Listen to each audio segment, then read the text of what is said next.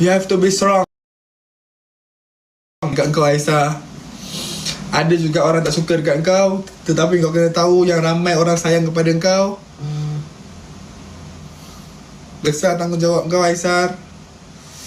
Niat aku untuk memberi manfaat di sini, cuba juga untuk membuka peluang-peluang pekerjaan kepada orang-orang yang sedang tak ada kerja, untuk kerja sama dengan aku, mencari rezeki dengan aku. Dan orang-orang yang susah, bantu aku ya Allah, mudahkan urusan aku ya Allah.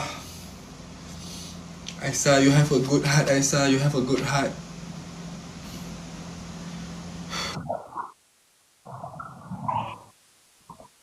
Thank you so much. Thank you so much. I love you all. I really appreciate. Thank you so much. Doain aku. Niat aku baik di sini. Aku tidak ada datang di negara ini dengan niat yang buruk.